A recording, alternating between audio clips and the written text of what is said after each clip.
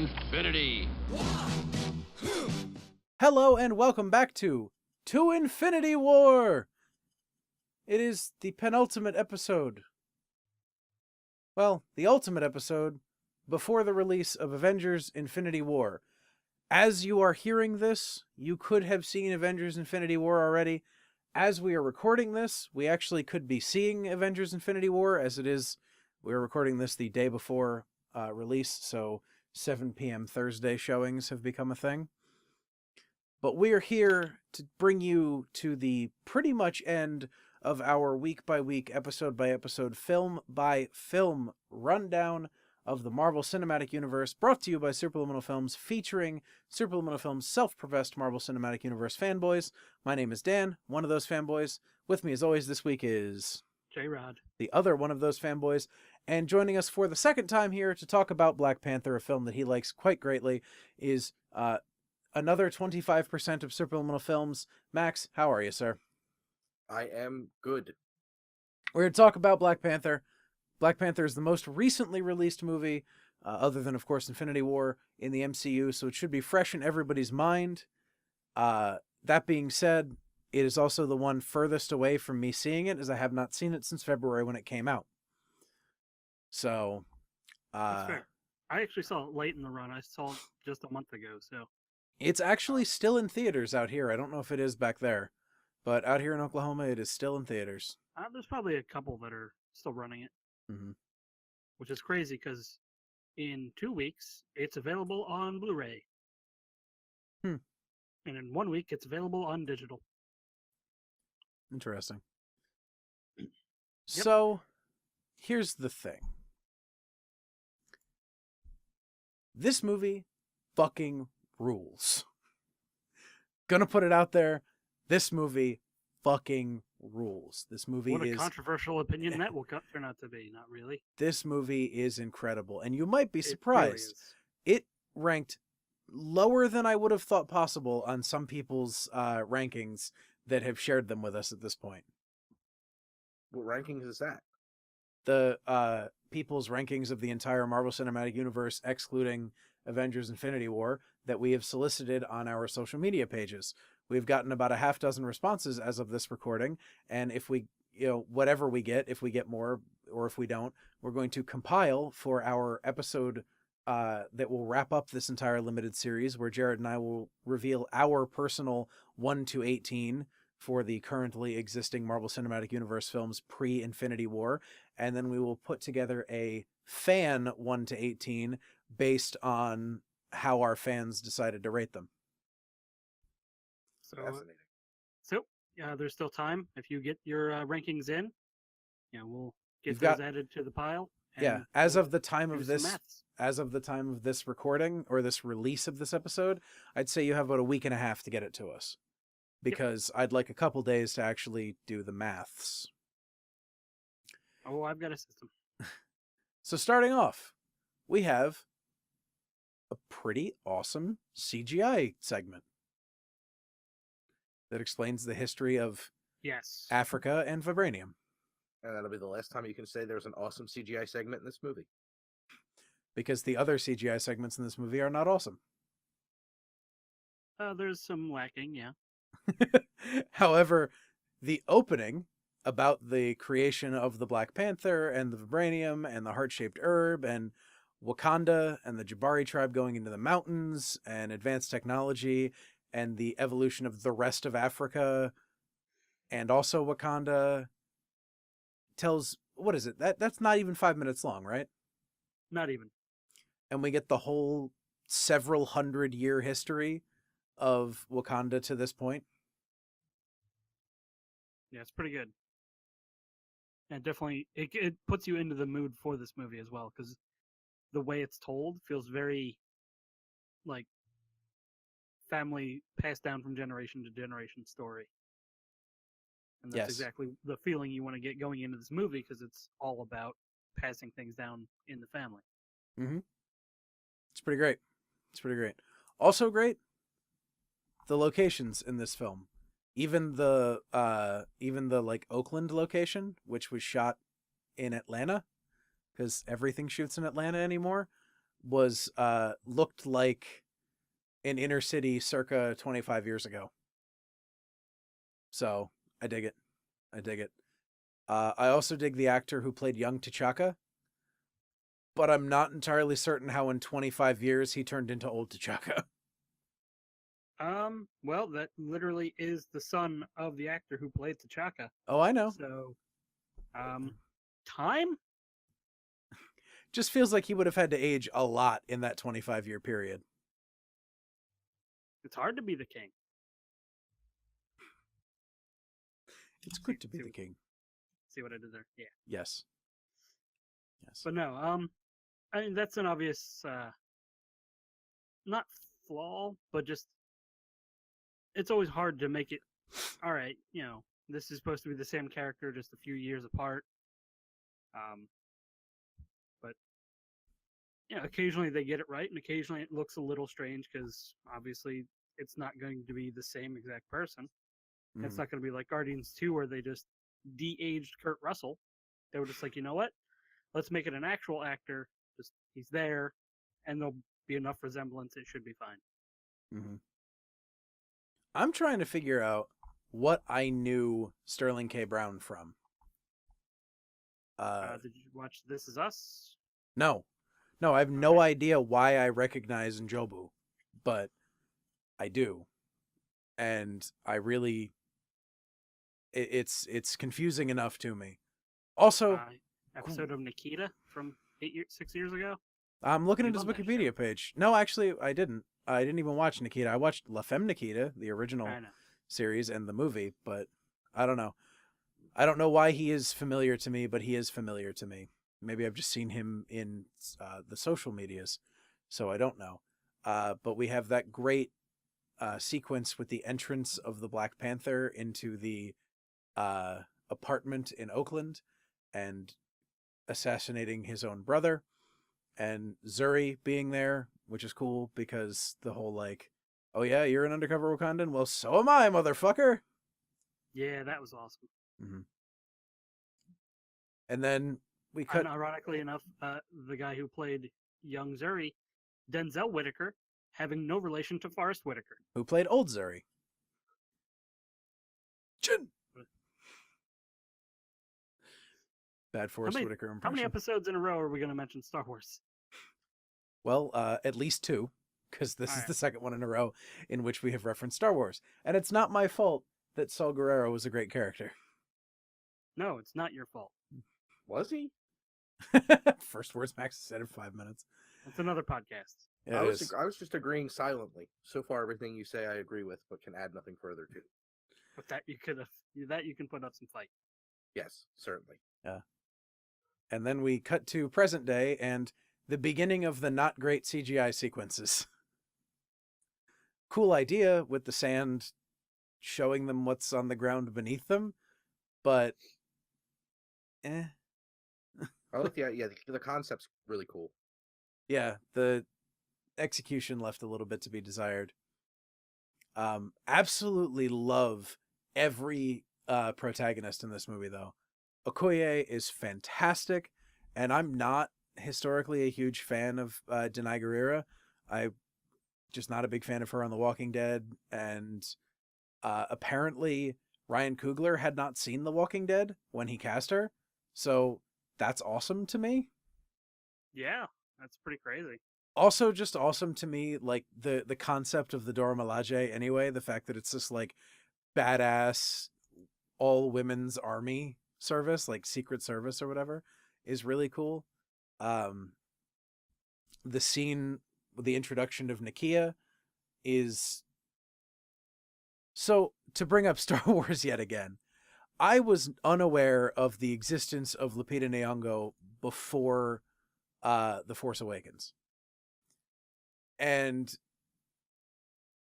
then I was only aware of her in a mocap voice role as Maz Kanata, which, if you have seen The Force Awakens or The Last Jedi, you will know. And then if you've seen Lupita Nyong'o, that's not a thing, right? That you would imagine her to be that character.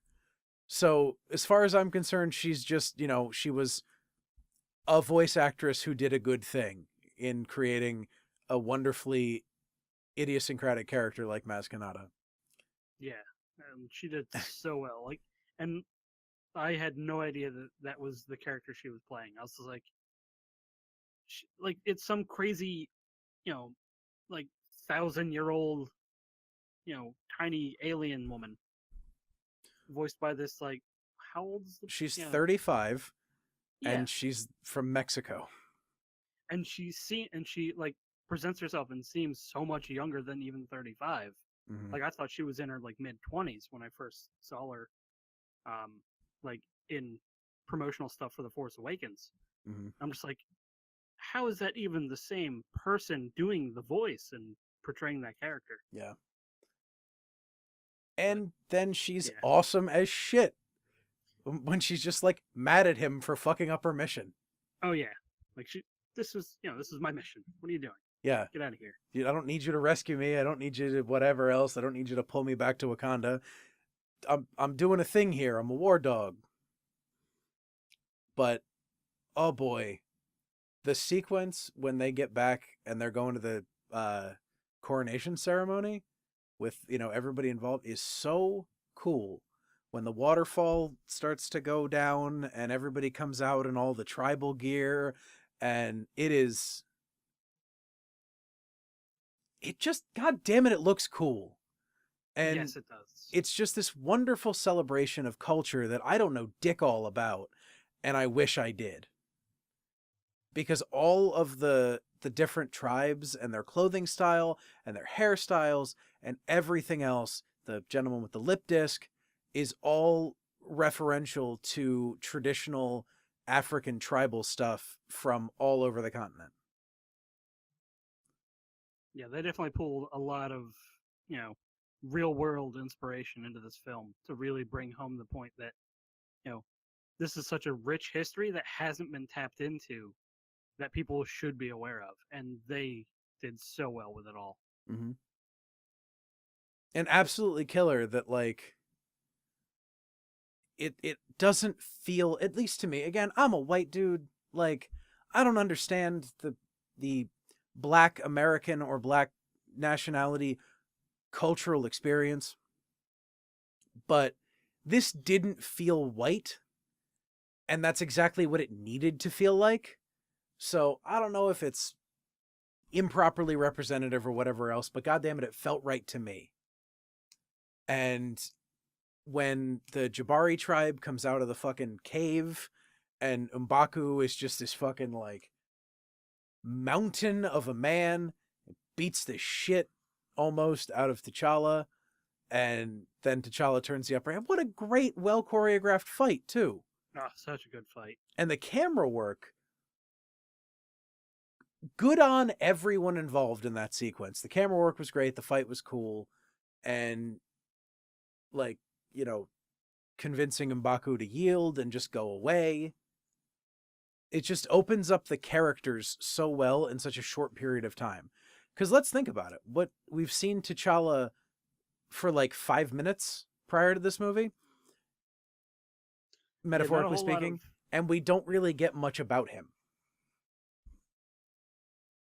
Yeah, go ahead, Max. One of the great things about, and we'll get more into it as you guys progress through the plot, because there's one scene in particular that's really, really well done. The fights in this scene don't do what a lot of the choreography has been in previous installments in Marvel, which is a lot of, there's like, you see a big swing and you don't really see a hit, but you see like a cutaway and then like the person goes flying, like very kind of Americanized, like PG-esque action. And this movie, like, you see the hits, like hits land and they have an impact, and it just, even these fights where they're just standing in some water carry more weight than a lot of the big confrontational end battles in other Marvel films. Mm-hmm. Very impressive. Yeah, the fighting is a lot more visceral in this film, where you feel it more. Feels like two dudes beating the shit out of each other. Mm-hmm. Or two chicks, or, chicks and dudes. So great way to set up Wakanda and the characters and everything, because you also get in the sequence before this, you get the setup of Ramonda and Shuri and, you know, the Queen Mother and the little sister, and you get a lot of setup there. And it's just like, it doesn't feel like character introduction and character development, except it really is. Yeah, it's asking a lot of the audience up to this point. Like, if you weren't buying it, this is where people would walk out. Mm-hmm. Like, I've seen enough. This is crap. But you have to, I mean, the setup from the story, the characters, like, you're just shoving it into, it's a really brave way to introduce all this, is to just kind of shove it in somebody's face. Because if any part of it doesn't work, you're done. Mm-hmm. Oh yeah. Yeah, but that I think just makes it work all the better, in my opinion. Yeah, I was in. Yeah. Yeah. So then we get cut to England, London. Cut to the introduction of easily the baddest ass non-intergalactic Marvel villain we've ever had. Andy Serkis? Killmonger. You're not supposed to know he's the bad guy yet. Well, you know he's the bad guy pretty early on in the scene. When you're first talking to him, he's like, you know, what's this? Tell me about this one. You're like, okay, that's a weird thing for them to cut to. But then you see Andy Serkis's character, you see Clow, and you're like, oh, that's the guy who what Wakanda does not like, and this is going to turn out poorly for somebody. And then it gets pretty clear very quickly that this character, played by Michael B. Jordan, he's got bad intentions for somebody. Yes, bad intentions for somebody indeed. And things go very crazy. So, no, yeah, the way that they introduce the character, like just being this innocent, like, you know, museum goer first, it kind of pulls you in. Like, okay, He's you a know, dude who he's likes got- African history. yeah, he's got interest in this, so something's going to go with that. Obviously, he's looking for stuff from Wakanda and vibranium. You know, but why? And you also know that he's got not deviousness in him, but just the ability to kind of like get into a situation, almost be undercover, but while being completely in the eye of everyone. And you don't know how that skill is going to come into play, but it really does later on. Yeah, he's extremely, like, confident to the point of near arrogance. Mm-hmm. Yeah, I love the way they wrote him as Yep. just this like, no, I got this. I'm right. Yeah. So it's just absolutely fantastic. And then just stealing the vibranium, and Clow comes up on the screen, and then we're back in Wakanda, and pardon me, sorry about that. Sometimes we have to just cough a little bit. We get the introduction of Daniel Kaluuya in the second great film role he had in a year. Yep. After, I mean, what a pair of movies he had. Get Out into Black Panther. Like, Mm-hmm. considering he started out his career in smaller movies and eventually had sort of his big come up in the sequel to Johnny English, starring Rowan Atkinson. Mm-hmm. So, you know, good for him. And well done, because Wakabi is a fantastic character. Yeah, I like think- it's Go ahead. it's very clear what his motivating factor is. It's like, you know, yeah, I'm, you know, a dedicated member of the tribe and a friend to you, and like, you know, more than friends with Okoye, they're Okoye. lovers. Yeah. So, but under everything, all I want is for vengeance for my family. Yeah. That is the main thing I want. So, This motherfucker killed my family. He must die. yeah, so when we do the cutback, they're talking about, oh, Clow was spotted. We can try to go get him because we know where he's going to try to go. He's like, any means necessary. I want him alive or dead at my feet. And The it's good all I guys in want. this movie are so good because they are all fatally flawed to a degree. Mm-hmm. Like, you often don't like. I mean, kind of you can see it in Tony Stark a bit, but he, like, the way RDJ plays it and the way it's written, he kind of just owns it. Where it's just like, oh, those aren't character flaws. That's just how I am. Mm-hmm. Where these characters, like normal people, try to hide their flaws, and while trying to do the right thing, they all, at times throughout the entire movie, every single main character goes about doing it in a little bit the wrong way. And they Yep. need another main character to shunt them over on the right course again, which is just, you don't see that in these superhero films. No, especially as we'll discuss later, the fact that at the core, the villain in this movie, which spoilers for this part of the movie isn't Claw, isn't even really a villain. Like, he's not, nothing he's doing is intrinsically evil. It's just, look what the fuck they've done to us. You know, this is recompensation more than it is anything else. I'm not allowed to start that discussion yet till the end. Fair. Otherwise, there won't be much of a podcast left. That's true. We'll just, I may start crying again like I did in the theater. It'll be a whole thing. Oh, we'll get there. And then we go to Alright. Busan, but we don't take a train. It's not the train to Busan. It's not. No. We travel by map. To Busan, South Korea, where we meet also Everett Ross, the We re-meet him. re-meet Everett Ross, but the If you tried to forget about him, Jared, you're meeting him for the first time. It's true. the American played by a Brit. Yep. And as I heard somebody say, the joke of one of the two Tolkien white guys. Mm. Yes, the only Caucasian leads in the film are both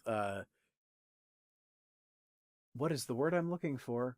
Veterans of the Tolkien movies. So Tolkien white guys. It's kind of funny. The casino sequence is an awesome sequence, especially once the fight breaks out, because that is not a very large underground casino, and it feels very claustrophobic. Yeah, It's once the- arguably one of the best fight scenes in the cinematic universe thus far. It's very good. Yeah. Once it breaks out, you're just, things go so erratic so quickly. It's the way they shot it made it. It resonated, well after that scene. You're like, that was one of the coolest things I'm ever going to see. Yeah, the one part where they're on the floor, the casino floor, and then they have to get up to the woman whose you guys' name has said several times, the bald woman, Okoye. Okoye. They have to get up to her, and she's kind of like trying to pretend she's not, like, she's still undercover, like Still poorly. has her wig on. Yeah, and she's like trying to. They actually, and this is on YouTube. The director did like kind of a breakdown of the scene. And they actually physically took a camera on a wire and flew it up onto that part of the set for that reveal. So that's a oneer from the floor when the fight breaks out to up to where she starts to fight the other guys is a oneer. That's awesome. Yeah, it's insane. That's so some like cool. the raid level shit. Oh, it's so cool. It's so cool. That's so cool. And then the I big can't wait till it comes out. I want to watch all the behind the scenes for this movie. yeah. Watch the one on YouTube of this scene. It's mind blowing. Then we get the big reveal, except it's not really a reveal because Agent Ross doesn't believe Clow that Wakanda is not what they may seem to be. Magic Fairyland. Magic Fairyland. And then we get Killmonger mongering the kills, trying to kill Nakia. And then let's not pursue the bad guy that our best friend told us to bring back dead or alive no matter what. Instead, we'll save a white person and bring him back to Wakanda. I mean, it definitely has to do with the character of T'Challa. It's like, I understand this. The guy who's getting away means so much to everyone at home, but the person that's dying means so much to me because he knew what I am and what I can do, and he didn't say anything. A guy who works for the U.S. government. The government? keeping a secret from his government for him means a lot to T'Challa. So he's like, I have to do what I can to save him over something that would benefit and appease my people. And this is obviously the point at which the movie it takes a huge swing, because this is his first big decision as king, even though it's not really touted as that. But this is like the make or break moment for his reign very early on. Yeah, and it's a shame because no one agrees with him. No, they do not. Well, that's what's great is again, you get that like each character wants the right thing, but for different reasons. And T'Challa correctly is compassionate when he needs to be versus vengeance, which again everybody's like, no, we have to do this, and he's like, this is the right thing to do. Mm-hmm. So it's a brave moment for the character, and again, these are character building moments we don't often get in the MCU, and one of the reasons why this stands so strongly is because it's not a character saying something or making a speech. He just makes one decision, and as you said, Jared, it carries a ton of weight because the filmmaker did such a good job up to that point to make you feel it, not like just hear it, but you feel it. It's great. Yeah.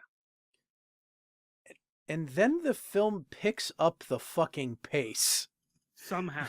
Bam, bam, bam. Like, okay. But considering the chase scene in Korea was so crazy. That was a hoot. That scene's a lot of fun. It is. The car, like the remote control car, essentially, that they can pull off, and then the car made out of vibranium, and just Cloud with his gun arm. Oh man, it was all so good. Yep.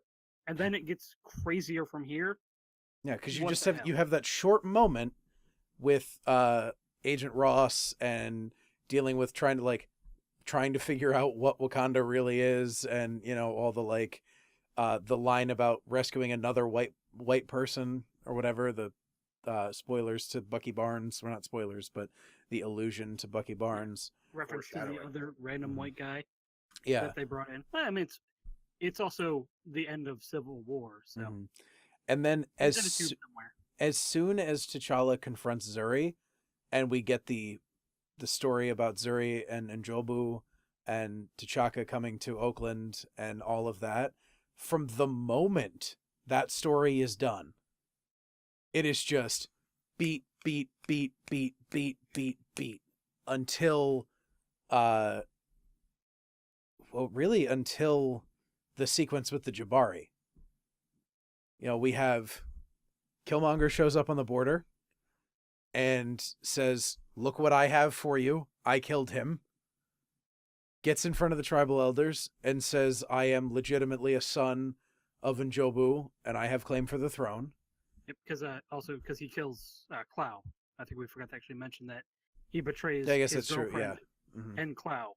He's just like, "Yep, I have other things I'm trying to do, so bang, bang, bang." Yeah. So cool and that that's we the actually got to showing see up. It's a non-standard plot for a villain. Like, I didn't see that coming, and I was just like, "Oh, okay, here we go." Yeah. So that was a cool way to do, and it was cool to see the villain's plan executed. Like, he completely executed his plan. Yep. It wasn't worked. world domination. It wasn't anything crazy. It was just, I need to get here and legitimately, like, I need a way to get in, and I need to prove my story. And I would almost say there's argument to be made that I wouldn't even call Killmonger the villain of the story, just the antagonist. Right. Because, I saw a comparison that if this movie was told from his side of the story, he would be the hero of this story. Mm-hmm. Yeah. Yep. Like, because absolutely. he's a victim who rises above his circumstance. Like, he's got a right to the throne. He's somebody who, like, this kid that got orphaned, and to his knowledge for no real reason, and just left to make it on his own, and then works his way. Like, this is how most movies start, by that being the hero's backstory. So then when he gets there, you're just like, you're almost rooting for him, but you shouldn't, because you've been with the hero of the story the whole time. But you're like, he has every right to be here, and I don't think I know what to say about that. Yeah, it's good. He got a bad rep, and there he goes. I love the sequence when he's in the throne room with the tribal elders, and like some of them are totally on board for what he's talking about, and others of them are just like, who the fuck is this fool? Yeah. And the fact that he refuses to like say who he is until somebody asks him. Yeah. Like, ask me who I am. And then everyone's like, don't say anything. Just let him leave. Yep. And then the guy with the lip plate from the River Tribe, whose name I can't remember because there's so many names of characters in this movie. But only one guy with that severe lip disking. So Yes. we know who you're talking about. Yeah. He's like, who are you? And he just goes into like who he is, who his family is, and why he's there. You're like, holy shit. They're gonna let this fly because he just got to like prove who he is. Mm-hmm. And if it weren't for that River Tribe guy, the rest of the movie would have been completely smooth sail. If it weren't for my plot device. So thank you, plot device man. And then he's got matching suits and lip discs. I mean, Dude look fly as hell. it was a pretty impressive look to have for a character. Mm-hmm. Yeah, very like again, something else that they never would have done in like 10 years ago Hollywood. Mm-hmm. To have a character like with a lot of speaking parts, surprisingly, looking like that and sounding like that. You're just like, they even did a voiceover for Bane because they couldn't understand what he was saying. But him, they're just like, no, you get this, and that's what you have to live with. Mm-hmm. It's great, and the fact that they modernized him for the Wakanda feel with like a nice like 3-piece suit that matches his disc and everything. Like it's really a nice traditional but modernized kind of mashup, which this movie does in spades across the whole thing. Yeah. Yeah. Even the soundtrack. Like, I mean, the soundtrack. I mean, I assume we're going to talk about that at a point. But the soundtrack for this particular film beats the hell out of the rest of the MCU. I think by a decent clip. Mm-hmm. Yeah. So, Killmonger puts up the challenge, and T'Challa, even though he shouldn't have to, because the time for challenges is over, is like, all right, fine, fight me 1v1. 1v1 me, bro. Yep. And man, does like all of Killmonger's training show in that fight scene. Yeah. Considering he has from his scars tattoos across his entire body of people he's killed is insane. Yeah. So the makeup for that, so well done. So sadly, that lip disc was CGI.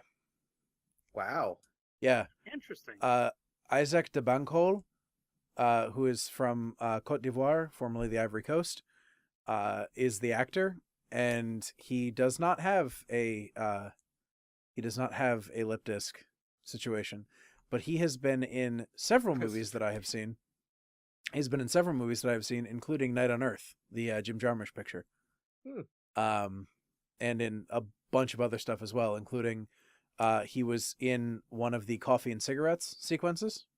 Awesome. Yeah, also in Ghost Dog, so clearly utilized by Jim Jarmusch. Yeah, he was in Limits of Control as well. Jim Jarmusch loves this dude. That's awesome. Yeah. I would have never guessed that was CGI. Yeah, well done. Well done, Crazy. CGI. Awesome. But yeah, then we get the sequence where Killmonger almost killmongs T'Challa.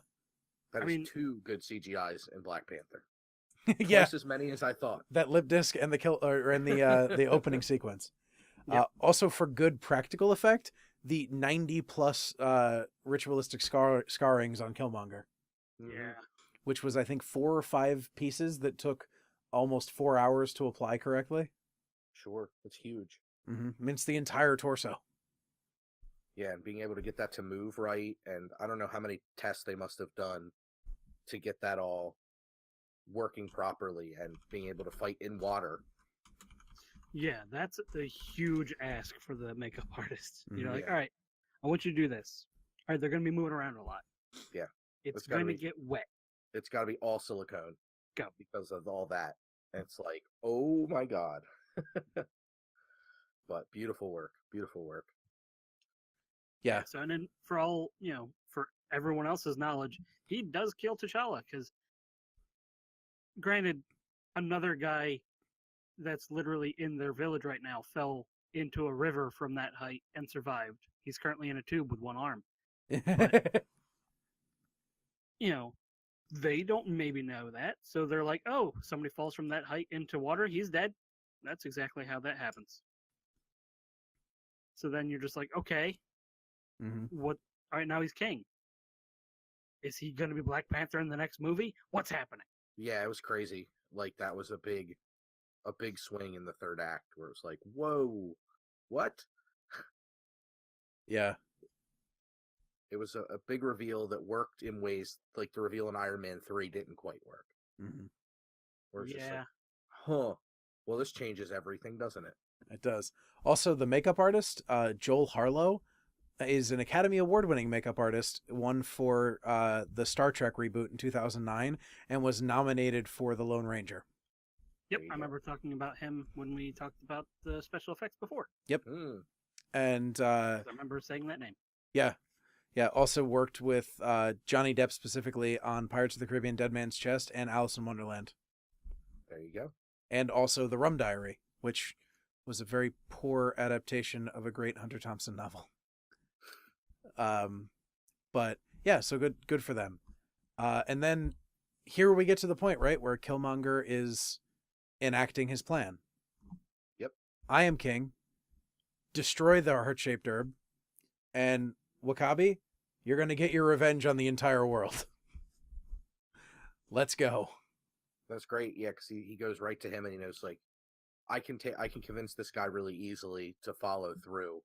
And he holds a pretty high position, so... Yeah, the leader of a tribe is... Well, especially the leader of the tribe that yeah. defends the borders. Yeah. Like, that's a good thing. The tribe with an army is a good place to be. Yeah, it's really... You gotta really watch out for those rhinos.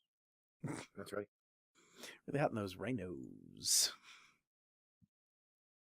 So, yeah, that's pretty great. And then... But surprise! T'Challa's not dead. Just hanging out in some snow. Also, Nakia, Shuri, Ramonda, and Everett Ross going through trying to get to the Jabari tribe is just a great little piece of character play for those four. Everett Ross looks so confused and out of place because he's just like got the same shawls on that the other three do. He's just like, I am hiding and I am not hiding well. Also, I'll take the time now to mention how fucking badass Angela Bassett is in this movie. Oh, yeah. I mean, Angela Bassett is a fantastic actress. Like, she doesn't need me to say how fucking great she is as an actress, but she turns it fucking in this movie as the Queen Mother. And just astounding. Astounding performance. And wonderful, wonderful work. And then fucking they get to the Jabari and it just gets better. Like, it just fucking... they're so cool!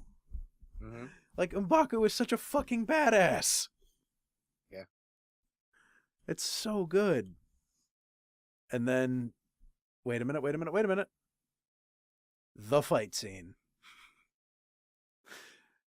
Black Panther versus Black Panther. Oof. And this is the low point of the film.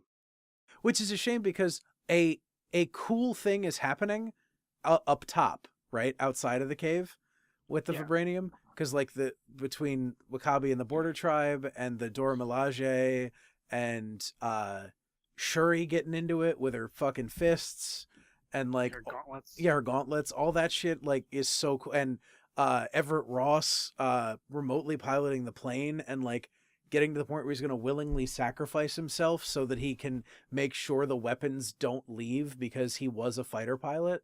And, like, I love that they tap it. Like, I just love that they gave him a backstory that was that rich.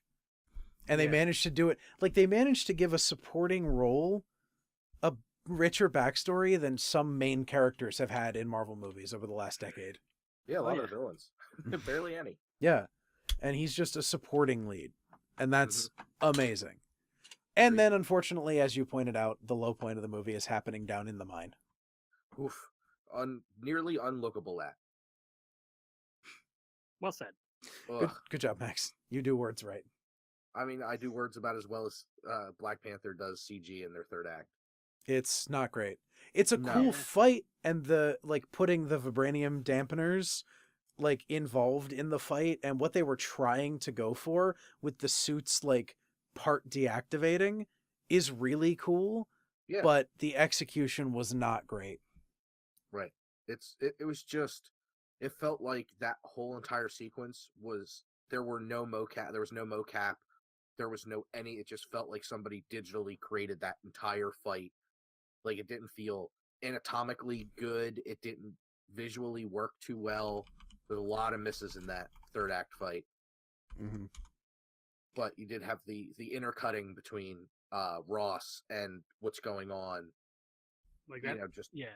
with the armies is great. That was Yeah. good stuff. The tension that built up in the top fight, like, definitely made you feel like everything had so much at stake that I wouldn't say it's forgivable what happened in the down fight, but it's certainly, I didn't actually notice how bad it looked until, like, you were talking about it, and I thought back to it. I'm like, oh yeah, that it was not great. No, but it's so well cut and so well done that it's like, you know what, whatever. Like, that looks whatever. But all the other stuff is so entertaining, and even the fight down there, it's like what, even if whoever emerges, what's going to be left up here? Like, what's like, there's so Mm-hmm. much going on that means, and there's so much weight and gravitas in these scenes that even the poor CGI can't take away from how invested you are at this point in the story. Yep. And then T'Challa gets the upper hand, and a thing happens. Michael B. Jordan does something that is a kick to the chest level of performance in his death scene.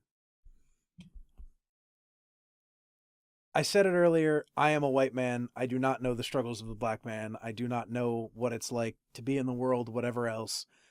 But his refusal to accept bondage and to choose death over bondage, and his death line is the most badass way anyone could choose to go out, with a fuck you to literally everyone involved. And I was bawling like a child in the movie theater when I heard, nah, bury me in the ocean with my ancestors that jumped from the ships because they knew death was better than bondage. Yeah, it's Fuck! yeah, it's so well handled. It brings the character full circle in that I'm right about what I'm doing. My journey was the journey that I had to take, and it's the journey to me that is right still. Yeah. And who's the actor that plays T'Challa? Chadwick Boseman. I think he also deserves a lot of credit here. It feels a lot like the crane kick at the end of the Karate Kid. Like, the kick is fine, but the person taking the kick gives it the weight. Mm-hmm. And Jordan kills the delivery, but watching Boseman, right? Yes. Yeah. Get impacted by the way that hit him, like, just the way he, like, it, you can tell it washes over him. Mm-hmm. And it kind of changes his perspective. Again, all these characters are pushing each other along to make the right decision when they go off course. And even Killmonger gets to do that to T'Challa and make him a better person. And that's what it's all about. And the ending where they go in front of everyone and announce what's going on. It all has to come to that, and it's all on the strength of each other, like a tribal strength, a group strength. Fucking jeez, that is so absolutely well written and so smart that I was flabbergasted at the end. There were all these emotions, and I didn't know how to react to what I was seeing because it was so smartly handled. Yeah. Yeah. And it's absolutely fucking incredible. Yeah, it's great. No one person. It's not a person that makes a great decision. It's a group of people coming together and working as a people and sharing their experiences that makes us great as a society. And a fucking Marvel movie said that. Yeah. so elegantly that I was staggered. Mm-hmm. Yeah. Told you, bawling like a child in the movie theater, like hand over mouth to not annoy the family sitting 2 seats to my right, and bawling my eyes out over that Real sequence because it just hit the wind knocked clean out of me, and then it just kept going with the outreach center in Oakland, in the building where Njobu died, and the reveal to the United Nations, and just like It's great. Killmonger died and he still won because Yeah. Wakanda's gonna help the world. It's Yeah, like amazing. he did it in a less than ethical way. Well, his plan was to do it in a less than ethical way, but he got exactly what the world needed, which was a country that can help a lot of people to reach out to all those people. Yeah. And it's just it's in that moment, basically from the end of the mine fight until the Bucky Barnes sequence in the post credits, it almost feels like we're not in a Marvel movie anymore. We're in some like social commentary piece that's not got its head up its own ass. Yeah, I was completely floored by how thoughtful it was. I will see any movie Ryan Coogler makes. Yeah. Which I've seen 2 of the 3 movies he's made, so I guess that's something. And I will undoubtedly see Creed 2, especially because a friend of Natalie's is doing stunt work on it because they're filming in Philadelphia. Nice. Yeah. Apparently doing a fair bit of stunt work, so much so that he got his SAG card recently. Oh, good for him. Yeah. Nice. Yeah, I was pretty happy when she told me that. But yeah, then we're back in Marvel world because Shuri and Bucky are there. Right. We stopped being in this wonderfully socially conscious story about how the world kind of needs to work, and we're back in Marvel land, and hey, guess what? It's Bucky. We managed to overwrite his brain. I just hope Again. that my fear going into it, and again, like you said at the beginning of the podcast, none of us have seen Infinity War yet. My hope is that they worked at least somewhat in tandem with these 2 movies coming out so close together to kind of take each other and build on that, because that theme really fits the Avengers too, or Mhm. as well. That we can work as a team, and like our shared experiences make us stronger as a group. And it's something I feel like they touched on it too cliche like in the first Avengers, but really lost that in the second Avengers. And if they can really find a good way to dovetail all of that and make it feel, good and unified and together, I mean, there's a chance. And the Russo brothers have made one of the strongest Marvel movies. So, I mean, it has a chance of being really good. Also has a chance of being not so good. But I just hope they learn that it's not always about just like all this flash and cool looking stuff and they're superheroes. I'm happy with, if you're taking these people and telling these stories that are deep and interesting and human. That's why we've all gravitated towards these comic book characters before they were on the screen. Yep. Also, I like Absolutely. this. I'm reading this off of the off the Wikipedia page. Quote from Michael B. Jordan about or not quote, but phrased quote from Michael B. Jordan about the relationship between Killmonger and T'Challa being like the relationship between Magneto and Professor X. Sure. And that seems very accurate. Oh, I think that's reasonable. And man, it's a hell of a movie. A hell of a movie. It So really is. It really is incredible. Jared, you want to hit us with some fun facts? Yeah, I'll go through them real quick. So Black Panther came out February 16th, 2018, so just over 2 months ago. Budget of 200 to 210 million, depending on, I guess they're still waiting on tax breaks, maybe. The box office, and I say so far because it's still in some theaters, $1.326 billion. For good reason. It's the highest grossing, next to the first Avengers of the MCU. Oh no, wait. The second Avengers? It's a little bit behind the second Avengers. So it's in third place. Well deserved, and it's still going. Yeah, that's impressive. usually I would say any Oscars has been nominated for. This is too new to do that with, but it is nominated for 14 Saturn Awards, including Best Makeup for Joel Harlow and Ken Diaz. But of course, all the actors and actresses, basically, because you got Chadwick Boseman, Lupita Nyong'o, Michael B. Jordan, and then Diana Guerrera. So those four are all nominated for Best Acting or Best Supporting. Coogler for directing. Like, this movie could be the first Marvel movie, and I think superhero movie, to win like some of the higher The big Oscar awards. Yeah, the big awards. Yeah. Like I hope so. I know Heath Ledger won for his Joker role for Best Supporting Actor. I don't know if that was all because of it was posthumous and it was in light of his death. The Academy does that more often than they probably should, so I have to wonder as well. But if this doesn't win one of the big six Academy Awards, I would be surprised, because I'm not 100% certain about whether or not Chadwick Boseman deserves an Academy Award, but Michael B. Jordan deserves an Academy Award for supporting actor. Yes, like he deserves to be and then movie overall and director for Coogler. Yeah.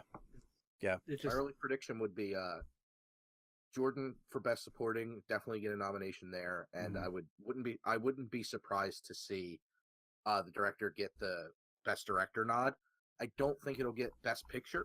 I don't think it'll get much else. I mean, obviously it'll get a bunch of technical stuff. Do they do adapted screenplay for comic books? I don't know. Yes. Logan was nominated for Best Okay. Screenplay. Because I could see this getting adapted screenplay as well. Good call. Yeah, I could see that. Because and Coogler could get a double. Yeah, because he was screenplay with Joe Robert Cole. Yeah, I think soundtrack obviously would be one as well. Yes, which we haven't talked a lot about, but is so we're already at double our normal length of an episode, so fuck it, this one's gonna go for a while. Yeah. Because I could talk about the soundtrack all fucking day, because Kendrick is a fucking god. Yeah, dude really is astounding. The soundtrack is such a beautiful marriage of everything this movie represents.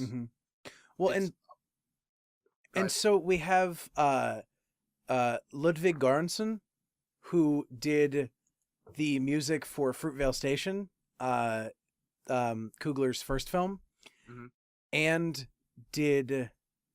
was a producer on a lot of albums, but specifically for me, most of the tracks on Because the Internet, the Childish Gambino album from 2013, that is astounding. He was also a producer on several tracks off of the Haim album, Days Are Gone. A great album. Actually, he has produced all of Childish Gambino's albums, even Awaken My Love. And did the score for, or composed was an arranger and programmer for Tropic Thunder. Did additional music for Year One. He composed for a bunch of other movies, none that are like huge, but then was the composer on Creed and Black Panther. He's the composer on the Eli Roth Death Wish movie. And he is the composer on the Venom movie that's coming out later this year. And also composed for Community, which is probably how he met Donald Glover, and got involved in producing the Childish Gambino stuff. Makes sense. But he is just he's a wonderful composer. And then Kendrick not only did originals, but produced all of the stuff, all of the tracks, like the tracks from the 90s stuff, all the other rap tracks on the soundtrack. Yeah. It's an impressive workload, and one of the first Marvel soundtracks that feels like I remembered it, and I remember different, points in the movie. I remember different parts of the score, which is unusual for Marvel. Usually their soundtracks are very bland, and this is so fantastic and rich and deep. It's a great analog for the film. Mm-hmm. Mm-hmm. And so reading about it, apparently Ludwig Göransson traveled to Senegal and South Africa to record local musicians and used that as the base upon which he built the rest of the soundtrack. Oh, that's awesome. Yeah. Yeah. That's Great. fucking incredible. Like it, and if this soundtrack isn't nominated for a Grammy, because I believe they do soundtracks, I don't even know what the Grammys do anymore. Pat themselves on the back. If they don't do or if they do a soundtrack award and it is not nominated, something is fucking wrong. Agreed. Because that's just in fucking credible and unfucking believable that this movie got what it got in that. And I could fucking talk about this movie forever. It's so cool. It's from top to bottom so well handled across all the departments: art department, direction, cinematography, choreography.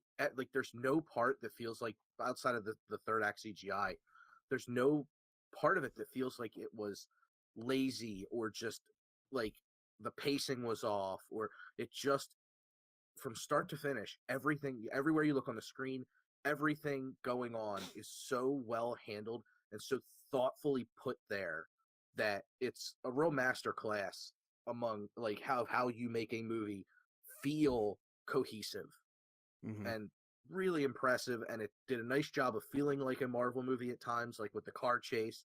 It felt like a comic book movie, but at the other times it felt really human and had some of the most gravity of any of these movies. And just every character super well addressed, super lived in, just everything felt so good. Yeah. It's fucking great. I Yeah. So we're just shy of an hour in. Are we good? Well, I have the last little bits of the. Yes. Stan Lee is credited as Thirsty Gambler in the South Korea the casino scene. And then just a couple quick Easter eggs. The self-lacing shoes, they actually mentioned it's from that movie that their dad liked, the 90s movie, or the 80s movie that their dad liked. Nice. And Bucky being called White Wolf, White Wolf being an actual character in the Marvel comics having to do with Black Panther. It's essentially like another Black Panther type hero. So I'm not sure if that's just going to be a moniker or if they're going to do anything with that. Probably not, but it was a nice little nod to more of the story that these films come from. Cool. Yeah, that's fucking great. So if you've enjoyed us waffling on for 17 previous episodes and now for this double length. You've upset Jared. You can't tell me we haven't been waffling on. Come on now. If you've enjoyed us waffling on for 17 episodes and now for this double length penultimate episode before the release of Avengers Infinity War, make sure you check out the soon to be revamped and re-released www.superliminalfilms.com. And in the interim, while you're waiting to be able to check out the revamped and re-released superliminalfilms.com, you can check out Facebook, YouTube, DuckPress, Instagram, Twitter, Twitch, Fruit Array, Peach, Bumble. Lord, if I didn't hit a social media outlet there, you can go ahead and hit any other social media outlet. We are Superliminal Films on literally all of them. If you can find it, if you're there, we're there. You can find us there. I promise. If you find one that we're not on, shoot us a tweet at SuperliminalFLM. Let us know what we should join up. If the people are there, we'll find out a way to be there. If you like podcast content, make sure you check us out. This podcast obviously will soon be coming to an end, but there will be more goodness podcast and good podcastness coming your way. Each and every week, though it is on a short hiatus as of the release of this, Max and I bring you Did You See?, which is a podcast where the two of us talk about cool nerd shit that's happened in the past week, occasionally interspersed with some news about crazy flat earthers trying to shoot themselves into space. American heroes. Also, make sure you check out our old podcast, which has come to an end after 250 episodes, but may be occasionally revived when we feel the need to. Poor Man's Process. That, this, and Did You See are available everywhere that fine podcasts are sold. Goodbye, everybody. Bye. Wakanda's not real.